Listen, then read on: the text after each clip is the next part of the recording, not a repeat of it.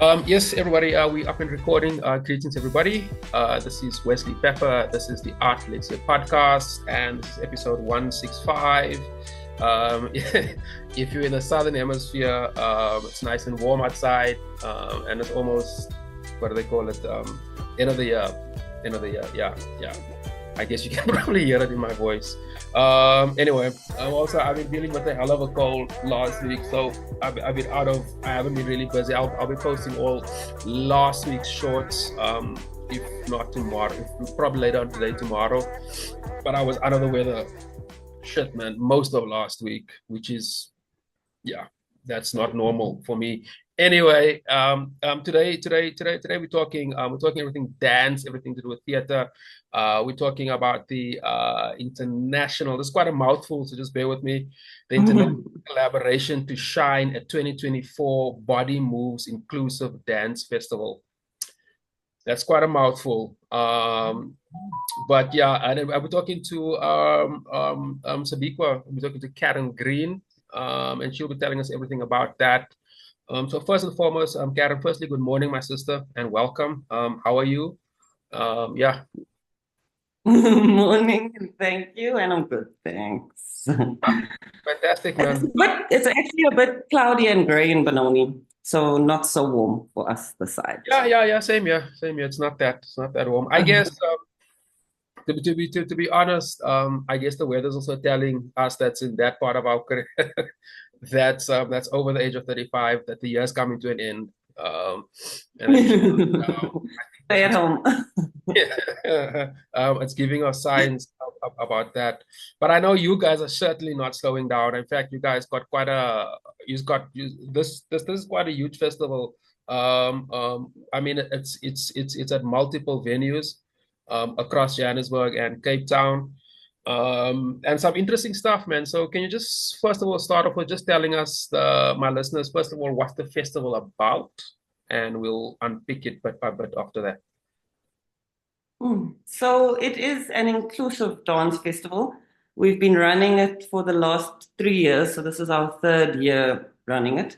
And inclusive just meaning that it welcomes professional dancers, whether you have a disability or not, but really giving a platform to people with disabilities that are performers, because they are actually incredible. Yeah, and we don't think that there are enough spaces that really invite people with differences in the theater and dance space. Interesting. When you say dance, you don't necessarily think people with disability. I see you guys got a residency with a fella from the UK. So just tell us about that residency. What does it exactly entail? And I see he's going to being working on a project. Tell us a little bit about that. So they are here with us. They've been here for about a week.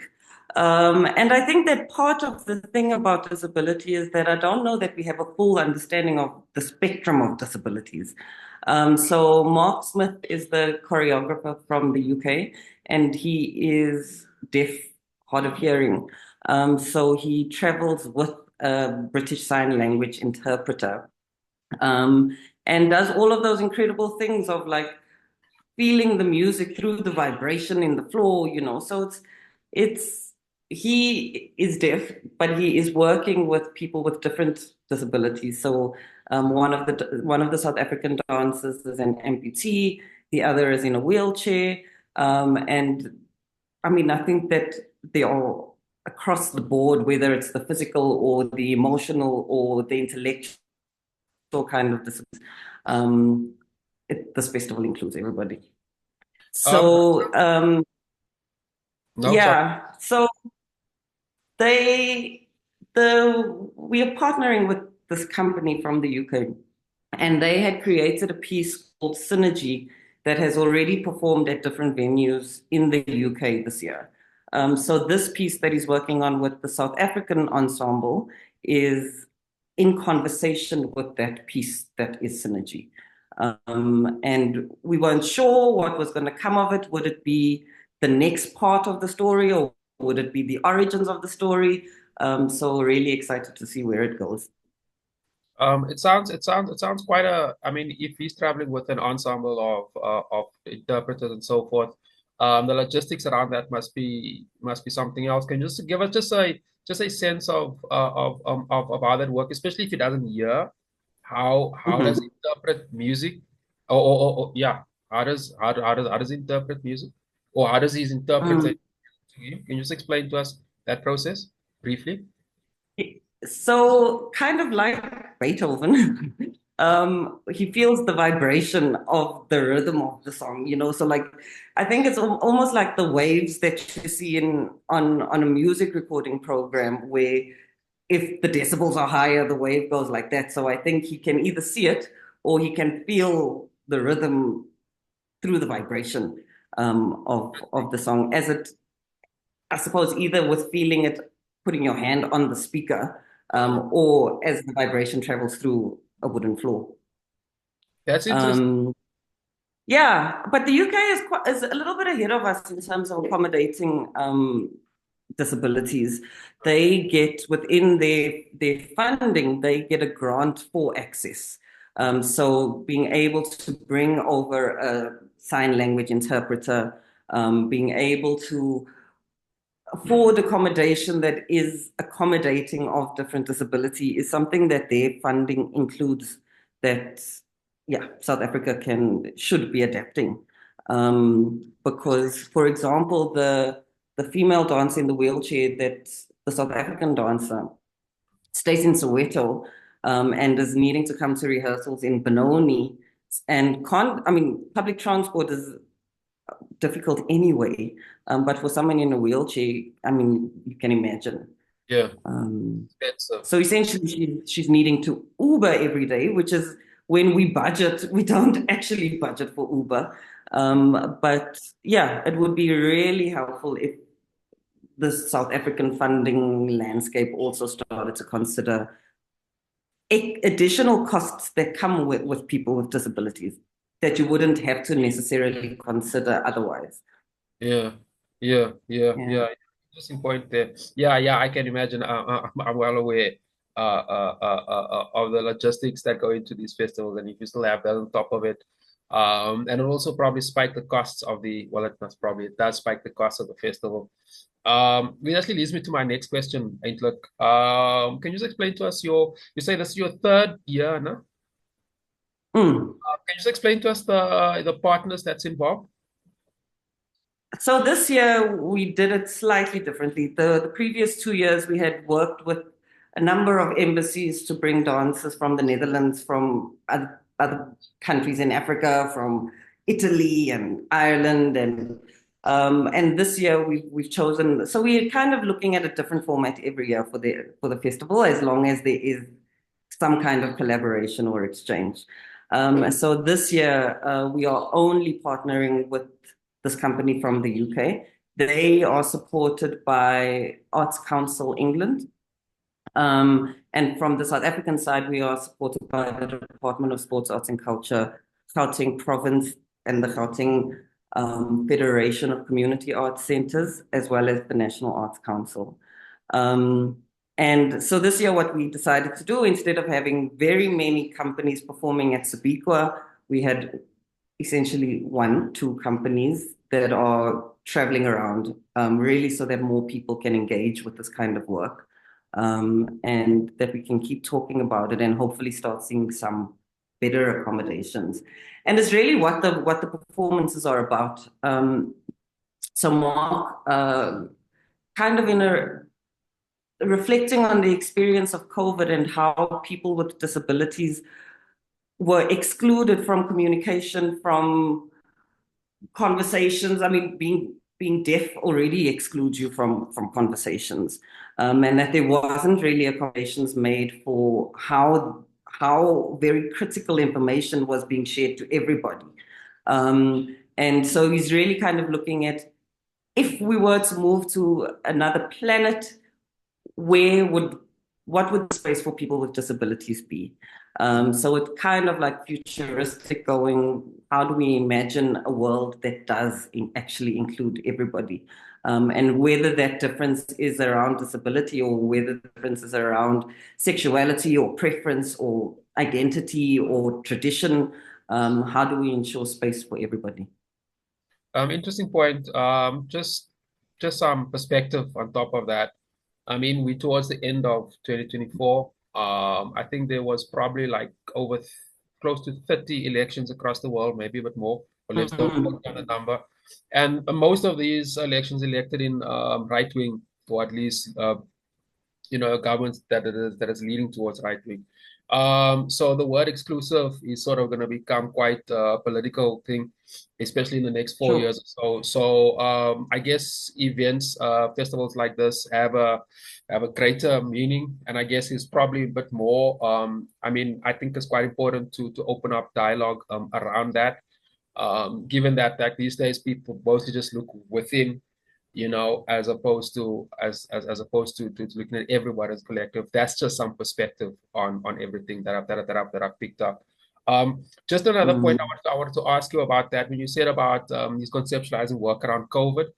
Can you just tell me? Can you just give us a little bit more info on that? So exactly what is the work about? And yeah. So I haven't seen it, and they are still in the creative process, and I leave them to do their creative thing as I do what I'm needing to do. But what I am aware of is that there is this group of people who are kind of exploring the difficulties of living on this planet Earth. And there's an astronaut that comes down from another planet, imaginary planet within the solar system, that comes and goes, let us go and create our own world that allows us to live in the way that we want to. And without the limitations, without the barriers, without the challenges that we experience on this earth. And I suppose it just kind of opens up space to imagine and to dream. And sometimes real change can come out of dreams. So Yeah, it does. always, actually, it always does. Yeah, if you look across history, I think every single change comes from some form of dream. I guess how interpreted, but yeah, I agree. Yeah. I see. And we kind of talk a little bit about the fact that we feel that people don't imagine anymore. I think we're not reading books and we're not exploring in different ways to open the way we think about things. And as you're talking about the right wing, things are going to become more and more insular, and less diverse and less open to other. And yeah, I don't know that that's necessarily the path to the best future. Well, And yeah. it's not, but it's definitely our new reality. International politics, unfortunately, has a bigger stronghold over Africa than that.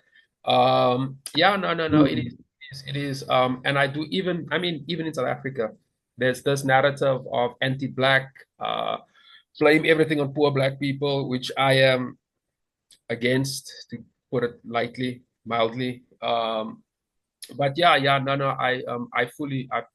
I agree with you there. And just to add on to that point, talking about exclusive, I know there's another a marquee event titled Bells and Sirens. Can you just tell me about that? So that is a piece also by an inclusive dance ensemble from South Africa. It was actually commissioned and created as part of our 2023 Body Moves Festival, but it's been reworked, reimagined with some shifts in the ensemble. And it is looking at the idea of expression of identity. It is looking at marginalized bodies, including people with who have different kind of sexual identity preferences than what society deems to be appropriate. And it's looking at that kind of tension and going, the kind of club life, queer club life, and going, those spaces aren't necessarily safe, but they are the safest spaces that people can express themselves in without the judgment of society. And it just makes you question, like, what is wrong with society?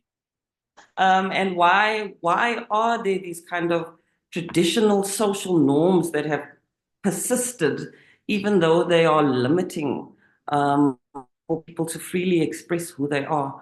And that kind of expression being even more difficult if you are divergent, and then also on top of that have a disability. It just makes you go, yo, this is a hard world to live in. And imagine if it was compounded by all of these other things. But people are resilient, and they find joy. But you shouldn't have to be fighting against society to do that. Yeah, good point. You say people are resilient, and we do tend to overcome. Is that a narrative in the story? Sort of overcoming in the story in the play, sort of overcoming all of these adversities. Mm, mm. And just, I suppose, a representation that we make these judgments on things that we don't really know much about. And so we talk about disability when people are able to do so much, even if they are limited in one way or another, because we are all actually limited by something at some point. So part of the festival is that we've been doing workshops at Africa Tikkun centers across Gauteng, and we've been working with youth with disabilities, and then we are also working with the carers, the parents of these youth with disabilities, and really just giving a space to breathe through movement, to be a bit more active, to get some tools of how we can communicate and take care of ourselves.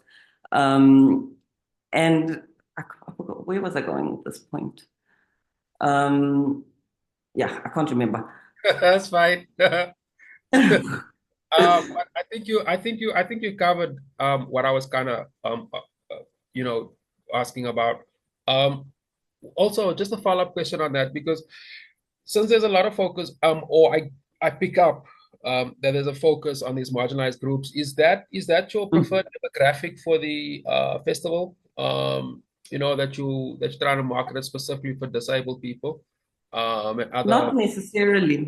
It definitely is one of our markets because we would like to share this with people with Yeah, disabilities who are often excluded. yeah, But I think that there's a lot of education and learning that has to happen from people who do not have disabilities. yeah. So as much as it is to go, come and get some inspiration, come and get some hope, come and see somebody with a disability performing on professional stage and continue dreaming, and for young people with disabilities to go, actually, it is very possible. But on the other hand, very much for able-bodied people to go. Also, you need to expand your mind a bit and start to understand a bit more that disability is sometimes more than what we think and less than what we think. So just to kind of remove those barriers, remove the stigma, and get people talking. Yeah, interesting. Yeah. I hear you. And nothing can educate or open people's minds more than the arts. Every Absolutely. it's visual artists, we can all testify. We can all testify to that. I think it's actually the most purest, the most honest medium to communicate with. But sure, that's my opinion. But I'd like to believe that's a fact, because I know artists from all over the world can testify to that. Caryn, explain to us. I noticed you guys, you are across. The festival is taking across both Gauteng and Cape Town, and there's also a bunch Mhm. of workshops. There's also multiple venues.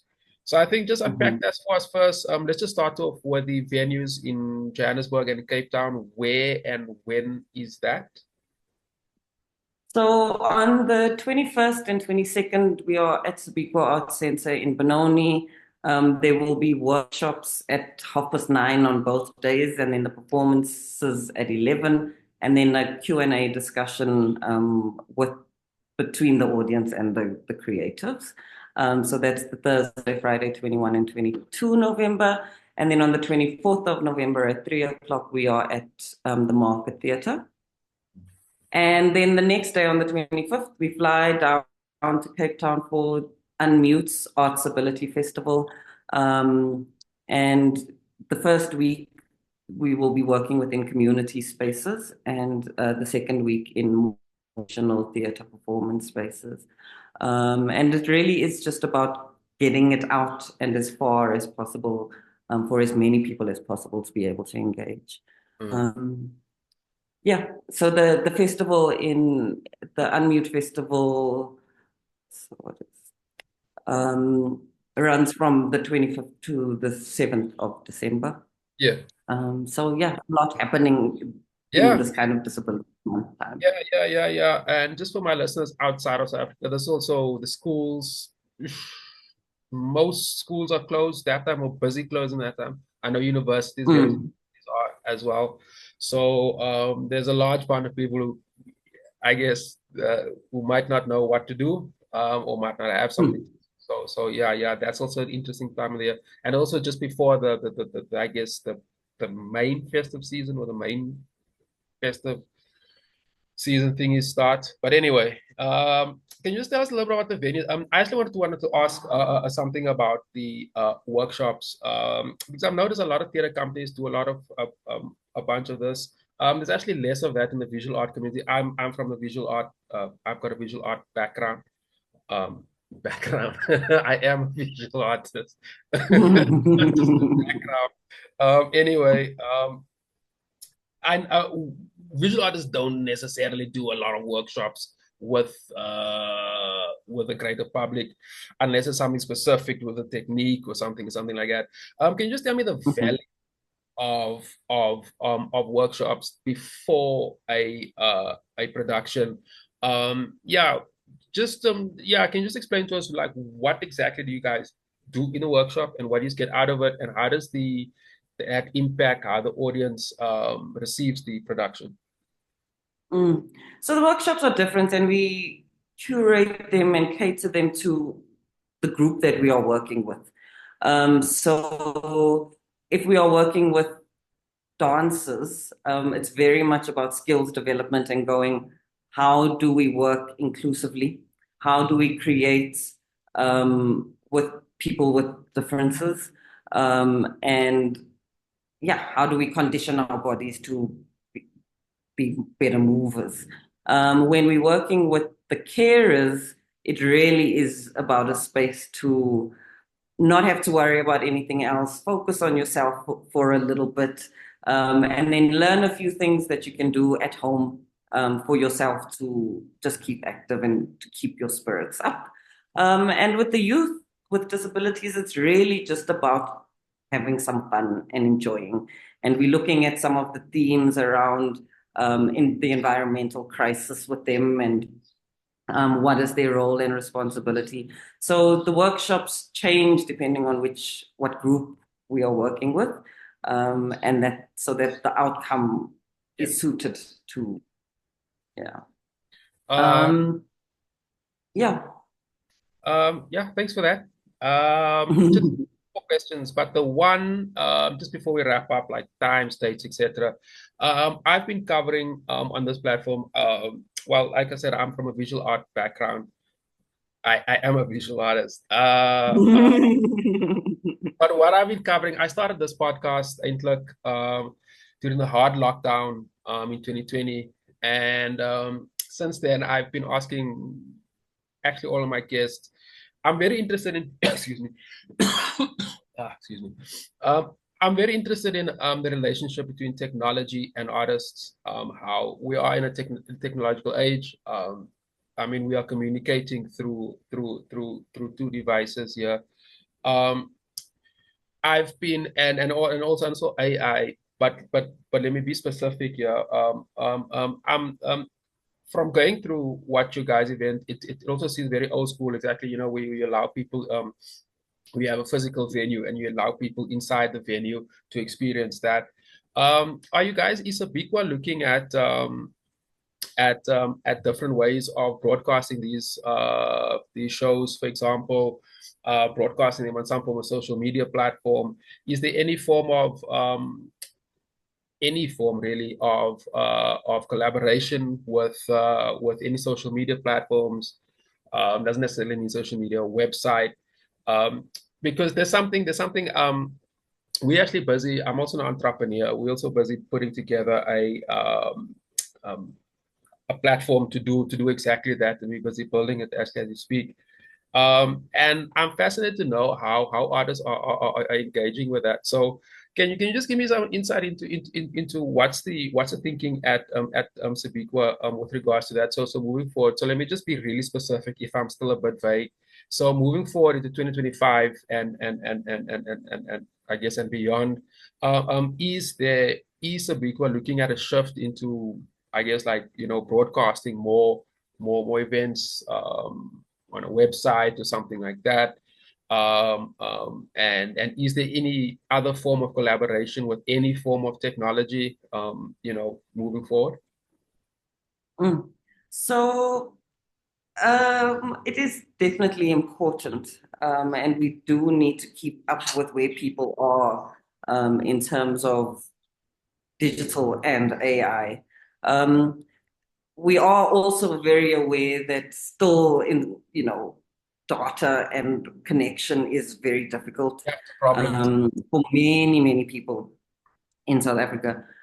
So there's always that kind of tension of going, if our target are people who are marginalized and are not getting access, is the digital the best way to actually give them that access, or are we still needing to spend quite a lot of energy on the physical in-person things, knowing who our community is? Having said that, we do also understand the value of sharing more broadly than just with people who are able to physically be at our venues. And so, with the Body Moves Festival in particular, we have in the past, and we should be doing this year too, webinars that are, of course, online and that invite people into the discussion. We do record um, the stage work. It normally is really for a documentation, research, reporting purpose, but we do put it. We've got most of our productions on our website under our resources page. And we are trying to do a bit more in the social media space of sharing parts of things Yeah. within the restrictions of social media. But we are on definitely with other projects that we are also doing international collaborations with, looking at augmented reality. We just completed a project around an international co-creation, cultural exchange project around placemaking and the role of Google Maps, and how do we, really move forward with understanding of place in a digital Yeah. world. Um, so yeah, we're definitely thinking in that direction, but there's more to do. Yeah, that's exciting. Yeah, please keep me up to speed with that. I'll definitely would like to know more about that. I've published I think two plays. Like you said, there was about 30 or 30, or it was definitely under 30-second clips. I think of the other play, King of Broken Things. It was at the Market Theatre, I think Mm, in June, mm. July, during the June break. And it's people are watching. Yeah, this I'm actually quite fascinated, which is actually part reason why I kind of put that on the table. But Caroline, man, yeah, man, thanks, Caroline. In closing, man, can you just give us the main dates with regards to the festival, and like where can people get more information with regards to tickets, etc., both in Johannesburg and in Cape Town? Mm. So 21st and 22nd of November at Sibikwa, 24th of November at the Market Theatre, from the 25th to the 7th of December in Cape Town, Mute ArtsAbility Festival. And if you're on social media, you can just check out the Sibikwa Arts Centre. We're on Facebook and Instagram. or our website, and there's a story on there that we'll link through. Or you can go to the Market Theatre's social media, and Unmute Dance Company's social media for the Cape Town leg. So with multiple partners, there's multiple platforms. Tickets, you would just search for Body Moves either on Quicket for Sibikwa or on Webtickets for the Market Theatre. But really, I think if you're just going on social media and checking out any of the partners, Sibikwa, Market Theatre, or Unmute, best place to find out the information. Just the last question. I know that a lot of theater companies do this. Is there like a is there a block booking thingy where you come with like more than 10 people, some form of discount thingy, anything like with regarding that? Sibikwa, yes. Definitely at Sibikwa, and I'm pretty sure that Unmute will also have block booking options. The Market Theatre is within the agreement that we're in. The ticket price is 100 Rand, so still to see 3 pieces of work by international performers, I think is still a good price. But if you are wanting to come as bigger groups with a discount, then the Sibikwa or the Unmute ones would be an option. And then if anybody needs more information or wants to contact me, it's Caryn, Caryn, @sibikwa.co.za on email, and I'm happy to share and happy to negotiate to ensure that who wants to come can come. Caryn Green, thanks very much, my sister, for coming through. I guess you shared it. It sounds like I said in the beginning, I think these type of festivals that focus on quote unquote marginalized groups are pretty important moving forward, given the shape that the world is taking. And yeah, it's on to have a deaf guy dance. You mentioned like a Beethoven type of thing. It's actually quite exciting. I think from a marketing perspective, it's definitely marketable because yeah, excuse me, I think the sinus is backing up here. I'm trying to see in my head how will a deaf guy, like you say, putting the hand on the speaker, sort of interpret that or looking at those things. I think that's I think that's really interesting. Yeah, I mean, all the best for the event. And to all my listeners, if you got this far and you get value from this content, please smash that subscribe button. It helps me a lot. Yeah, we towards, what's the date today? It's the 2nd week of November. I think I'll still be producing episodes still up and until about the 7th of, I know there's a show I'm covering on the 1st week of December. I think I'm going to call it quits after that for about a month or so. And then I'll probably be back 1st week of January or 2nd week or something like that, but it will be in January. But anyway, Caryn, all the best for the festival. Thank you very much for coming through. I will publish this episode this coming Friday.